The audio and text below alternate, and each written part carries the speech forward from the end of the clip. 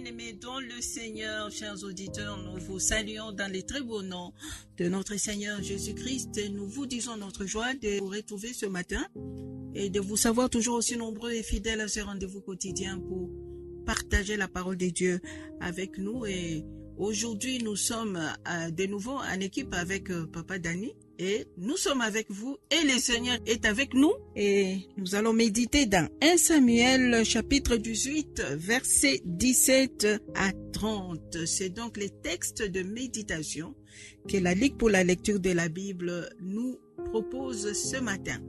Nous prions avec Papa Danny Moubeno avant de les lire. Notre joie, Seigneur, c'est d'être dans ta présence. Notre joie, Seigneur, c'est de rendre disponibles nos cœurs afin que tu puisses s'aimer ta parole, Seigneur, la parole des vies, cette parole qui nous fait vivre, qui nous éclaire, et cette parole, Seigneur, oui, qui nous donne, oui, d'être en communion avec toi, parce que ta parole à nous, oui, c'est ta vie qui coule à nous, oui, par la puissance du Saint-Esprit au nom de Jésus. Amen. Amen. 1 Samuel, chapitre 18, versets 7 à 30, c'est le texte de notre méditation de ce jeudi. Nous avons les questions 1, 3 et 7. Pour nous aider dans ce partage, de quoi s'agit-il? Y a-t-il un exemple à suivre ou à ne pas suivre? Quelle vérité Dieu nous révèle dans ce passage? 1 Samuel 18, 17 à 30. Saül dit à David, « Voici, je te donnerai en mariage ma fille aînée Mérab. Serre-moi seulement avec vaillance et soutiens les guerres de l'Éternel. » Or, Saül se disait, « Je ne veux pas mettre la main sur lui, mais que la main de Philistin soit sur lui. » David répondit à Saül, « Qui suis-je? Qu'est-ce que la famille de mon père en Israël pour que je devienne le gendre du roi? » Lorsqu'arriva le temps où Mérab, fille de Saül, devait être donnée à David, elle fut donnée en mariage à Adriel de Méhola. Michal, fille de Saül, aima David. On en informa Saül et la chose lui convint. Il se disait, je la lui donnerai afin qu'elle soit un piège pour lui et qu'il tombe sous la main des Philistins. Et Saül dit à David pour la seconde fois, « Tu vas aujourd'hui devenir mon gendre. » Saül donna cet ordre à ses serviteurs. « Parlez en confidence à David et dites-lui, voici le roi est bien disposé pour toi. Et tous ses serviteurs t'aiment, sois maintenant le gendre du roi. » Le serviteur de Saül répétèrent ces paroles aux oreilles de David, et David répondit, « Croyez-vous qu'il soit facile de devenir le gendre du roi? Moi, je suis un homme pauvre et de peu d'importance. » Les serviteurs de Saül lui rapportèrent ce qu'avait répondu David. Saül dit, « Vous parlerez ainsi à David. Les rois ne demandent point de dot, mais ils désirent 100 prépuces des Philistins pour être vengés de ses ennemis. » Saül avait le dessein de faire tomber David entre les mains des Philistins.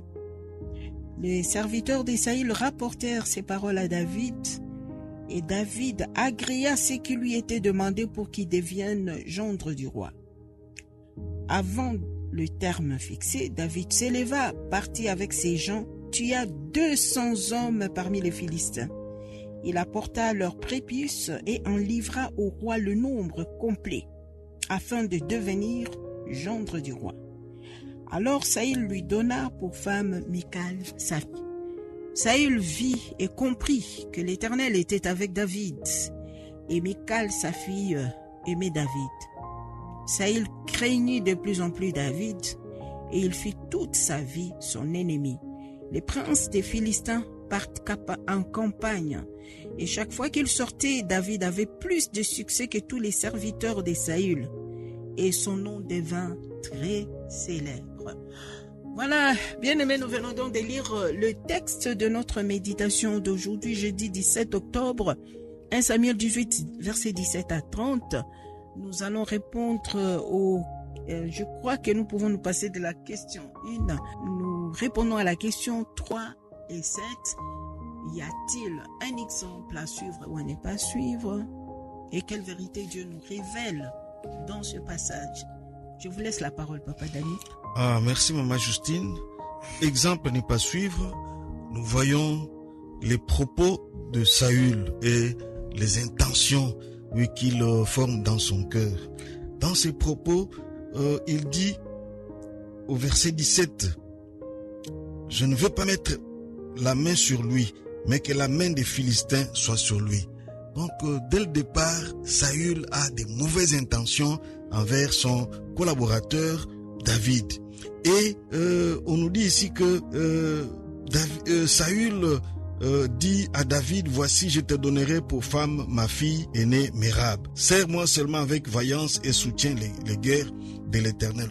Or, quand nous avons médité ce livre de 1 Samuel au chapitre 17, la condition qui était donnée, ou plutôt les avantages qui étaient promis à celui qui battrait Goliath, c'était entre l'exemption des impôts et aussi le fait de devenir gendre du roi.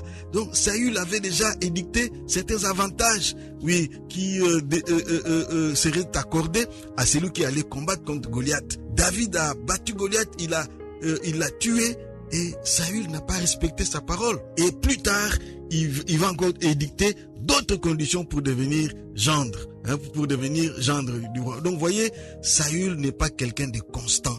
Mais tout cela se comprend parce que il nous est dit, oui, du fait que Dieu l'avait rejeté, l'esprit de Dieu qui était en Saül l'avait quitté, et c'est le mauvais esprit qui était entré en lui. Donc tout ce qu'il fait maintenant, rien ne peut contenter les seigneurs, parce que déjà en lui, l'esprit de Dieu n'était plus.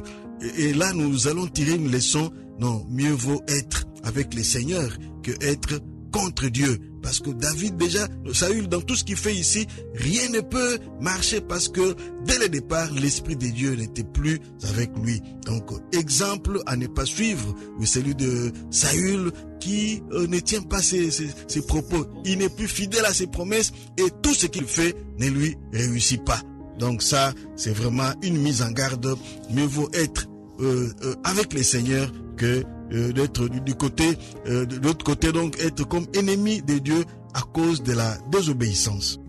Vraiment, l'exemple de Saül, on doit vraiment tirer des leçons. Et vous savez, nous sommes tous pécheurs, nous avons tous des faiblesses en nous, des mauvais penchants, comme en avait Saül. Mais ce qui fait la différence, et ce qui fera la différence avec David, c'est qu'il était incapable de se repentir, de reconnaître, non, je suis jaloux, je me répands de ma jalousie, je me répands de mon infidélité, je me répands de ma désobéissance. Et quelqu'un a dit, et c'est ça, la différence avec David, par exemple, parce que nous savons que par la suite qu'il est devenu roi, c'est que David, vous lisez ces psaumes, vous voyez que c'est un homme qui sait reconnaître ses fautes et se repentir. Et ça l'aide à progresser. Donc, c'est lui qui reconnaît ses fautes et qui se repent, prospère. Il s'agit de prospérité spirituelle avant tout. Mais vous allez vous étonner, bien aimé, mais je vais dire qu'il y a aussi un mauvais exemple de la part de David. Et moi, je regrette souvent quand les prédicateurs parlent de cette histoire, ils mettent en exergue qu'il y a une récompense qui était promise à David. Et que, à cause de cette récompense, David était très motivé pour aller dans le combat et ça le motivait et ça libérait sa bravoure, comme ici, qu'il a tué 200, il s'agit de 204, donc 200 Philistins pour mériter la fille du roi. Ça, je dis que c'est un mauvais exemple parce que Saül a bien dit que je veux que tu soutiennes les guerres de l'Éternel. C'était la volonté. Les Philistins partie de ces peuples que les Israélites devaient éradiquer pour occuper la terre promise complètement. Donc, il fallait pour David, moi je dis, le mauvais exemple, c'est d'attendre la récompense de la part d'un homme qui déjà été rejeté par Dieu. Parce que lui David, plus que quiconque, savait que Saül est rejeté parce que c'est lui qui avait été oint en secret pour remplacer Saül. Et dans son cœur, il devait seulement attendre la récompense de la part de Dieu. Et c'est vrai que cela n'est pas donné à tout le monde d'avoir cette subtilité de l'esprit, mais quand nous lisons cette histoire jusqu'à la fin, nous savons que la fille de Saül n'a jamais été une bénédiction pour David. Mais le fait qu'il a marché qu'il a combattu pour Dieu, c'est ça.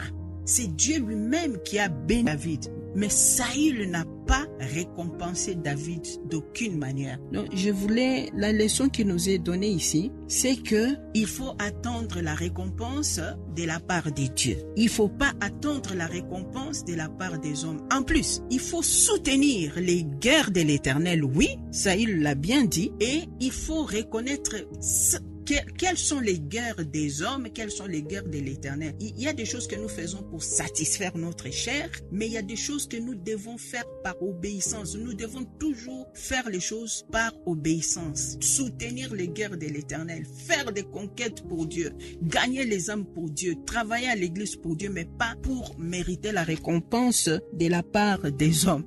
Je voulais insister là-dessus parce que personnellement, j'aime pas quand on met en exergue le fait que la bonne motivation c'était d'attendre d'être le gendre du roi. Non, la bonne motivation c'était de dire je mène les guerres de l'Éternel. Nous lisons les commentaires du lecteur. Les conséquences de la désobéissance à Dieu. Saül use de plusieurs stratégies et ruses afin de faire mourir David loin de l'Éternel. Promesses vaines et hypocrites. Saül, par des propos flatteurs, comme d'habitude, fait des promesses mielleuses de mariage de ses filles, Mérab et Michal, à David. Ces promesses ne sont en fait que des pièges et la poursuite de ses intérêts égoïstes. Soyons vigilants. L'assistance de Dieu par la sagesse et la force accompagne David sur un chemin périlleux. Ainsi David triomphe doublement de tous les pièges de Saül. Ces derniers réalisent enfin la main de Dieu sur David. Il en a bien conscience, mais est aveuglé par le péché de désobéissance et de la haine. Malgré tout, il ne se répand pas. Au contraire, il persévère dans le mal. À méditer, Psaume 91, 1-3 et Romains 8, 31. Bien-aimés, nous vous laissons lire ces versets. Nous rappelons les textes 1 Samuel 18, 17-30 et nous prions, Seigneur, accorde-nous aussi d'être suffisamment braves pour pouvoir mener les guerres de l'Éternel. Donne-nous d'être forts pour conquérir des âmes, pour conquérir même des territoires pour la gloire du Seigneur. Donne-nous d'être suffisamment forts pour être les instruments par lesquels tu étends ton règne sur cette terre. Fortifie-nous, Seigneur, fais de nous des vaillants guerriers spirituellement. Au nom de Jésus. Amen. Amen.